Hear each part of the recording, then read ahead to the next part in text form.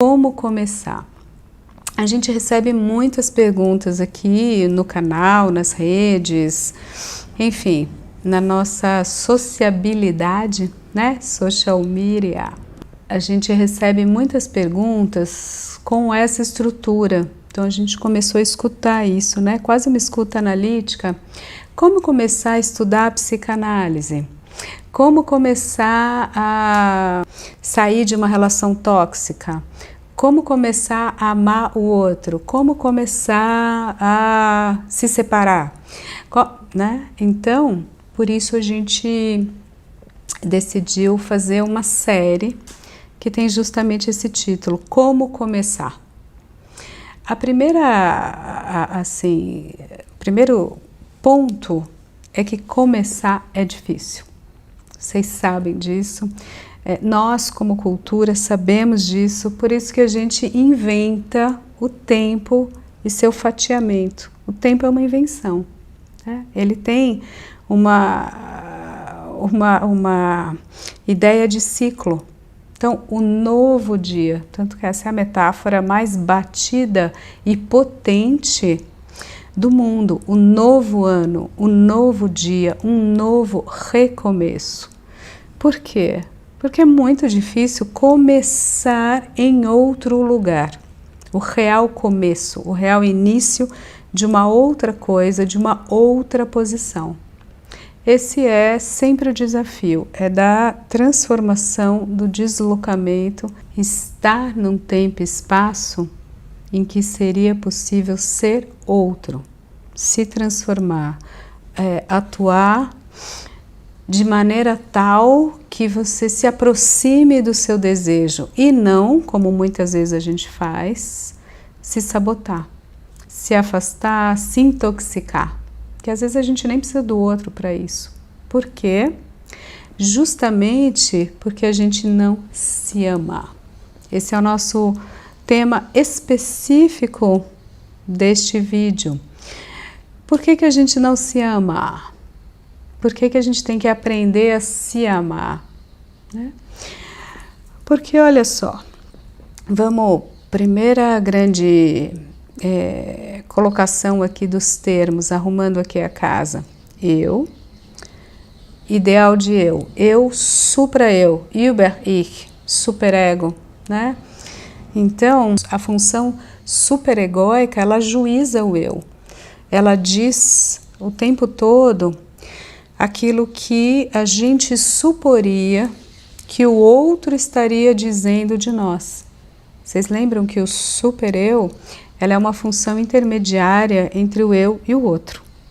A formação superegóica, ela vem através da introjeção das figuras parentais, culturais, as lideranças, os modelos identificatórios, que nos ensinam a ser, que nos ensinam a viver. É muito interessante também, não vamos só demonizar o superego, que é voraz, atroz e sádico, né? A gente tem essa expressão, superego sádico, pode ser, né? Mas também ele é contorno, ele é modelo no sentido de dar molde. Como é que anda?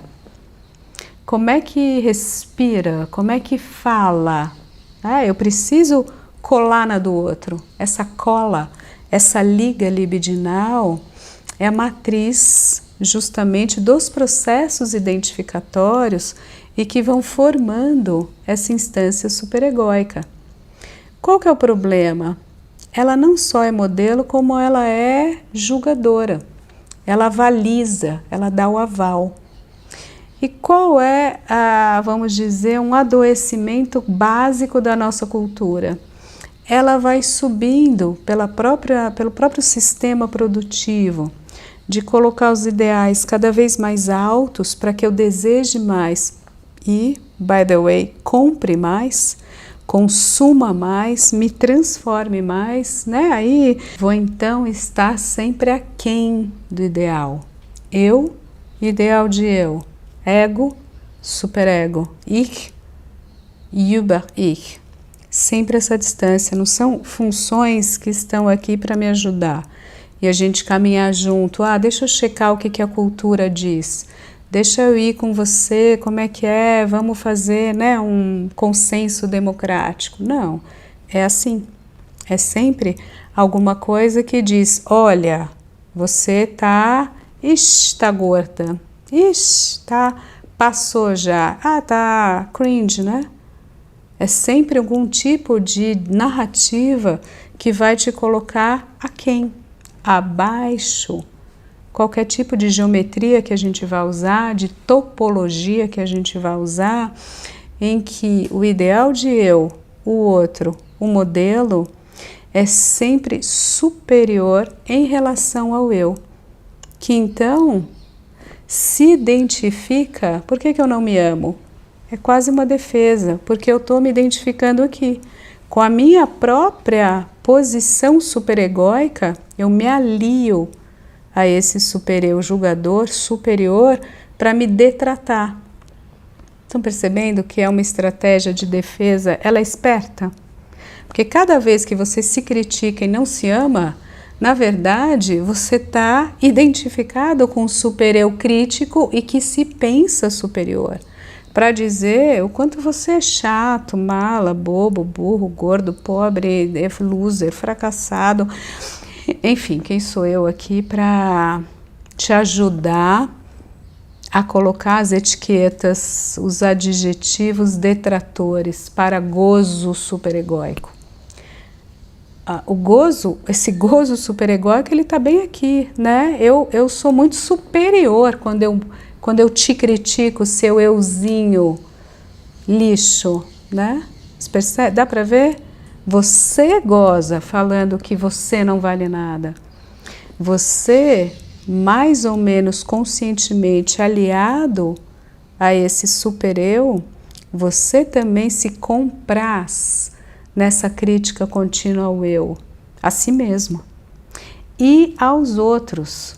Isso, inclusive, para fechar aqui o nosso vídeo de hoje, a gente se compraz na intriga na mesma posição superegóica.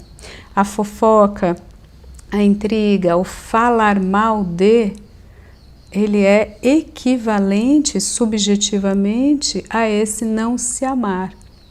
Você precisa detratar o outro, fazer essa crítica ao outro para se assegurar que com você está tudo bem. Você viu a vizinha? Você viu, né? A Geni, joga pedra na Geni. A mulher adúltera, põe na fogueira. Olha o filho da outra. Olha o filho de fulano. Olha o cara que roubou não sei o que matou, que fez, que aconteceu. É isso. Passei, né? Ele reprovou. Ou seja, a fofoca, a intriga, o falar mal de, dá para escutar, tem a mesmíssima estrutura desse não me amar.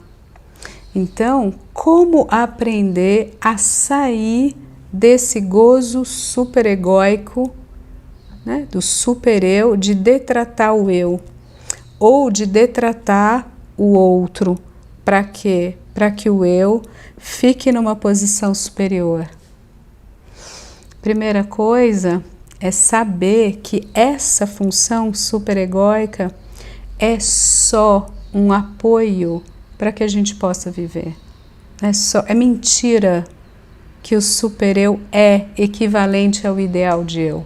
Isso é uma projeção. Porque, como o nome diz, o ideal é da ordem da ideia. Não é da ordem do real. Aqui é o real, o eu, o real, aqui, ó. Né? Aqui eu estou fazendo uma imensa, vamos dizer, matematização. Cuidado com o risco da simplificação que está aí. Mas, grosso modo, a gente pode, sabe quando a gente viaja e a gente idealiza essa operação? Então, cuidado para não idealizar os desenhos superegóicos dos modelos identificatórios. Quase sempre eles são ultra fetichizados, porque eles servem de molde para o eu. É aí que eu digo, ó, eu tenho que ser isso, eu preciso ser isso, né? O belo, o sedutor, o inteligente, o rico, bem-sucedido, o primeiro 1 milhão aos 20 anos, imagina.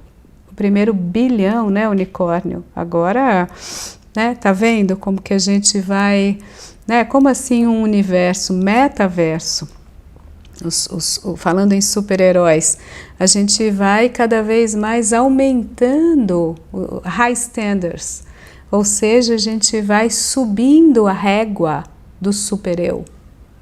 Não tem como, na nossa cultura, que funciona por esse distanciamento contínuo, a gente conseguir se amar tranquilamente, porque o jogo todo é me afastar daquilo que eu deveria ser. Então, como sair disso? Como aprender a se amar? Escuta, sai dessa armadilha. É uma pura armadilha. Tá louco? Como assim? 1 bilhão? 20 anos? Ei, é piada isso? É um jogo de extremo delírio da nossa cultura. Então, a gente está... quase... irônico, né? Só pode ser uma ironia você precisar ter esse tipo de perfeição. Humanização.